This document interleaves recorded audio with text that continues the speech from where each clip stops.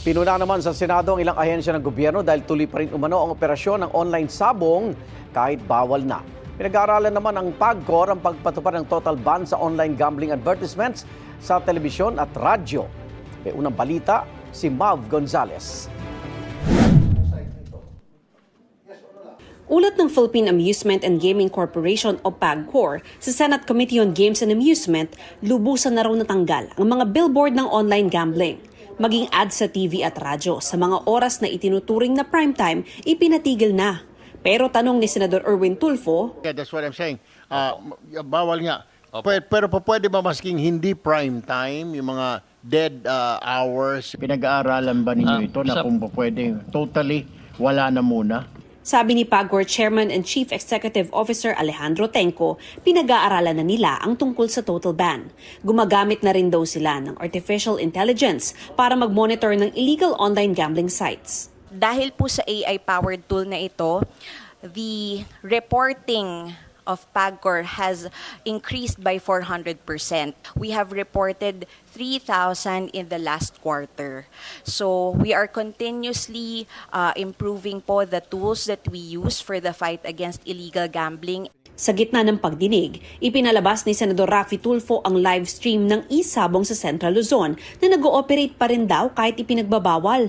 Nasabon ang mga ahensyang dapat nagtitake-down ng websites ng illegal online gambling. Yung mga original na videos niyan, na-take-down na ho namin. But No, this is live. Yes po, Mr. Chair.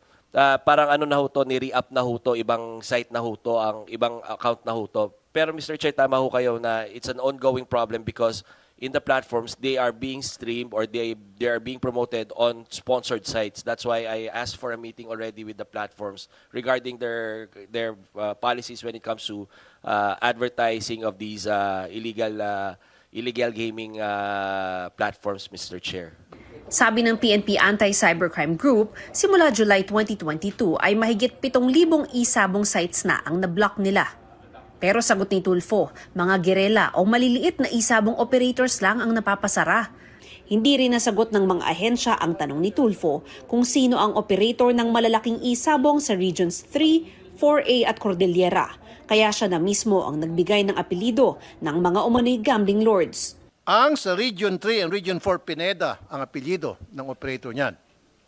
Sa region sa CAR, Cordillera Autonomous Region, Abra, ang apelyido ay Bernos. Buti pa yung barbero ko, walang Intel funds, alam. Kayo, ang lalaki ng Intel funds yun, hindi alam. Kaya siguro hindi nyo mahuli-huli dahil dun sa mga pangalang malalaki. With CICC, that's the reason why we don't really deal with names. If it's illegal, we take it down.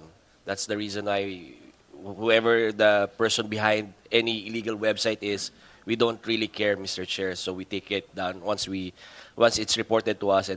Pero hindi kumbinsido si Tulfo dahil nakarating na umano sa operator ng isabong na nahuli sila sa pagdinig ng Senado. Pero wala raw itong pakialam.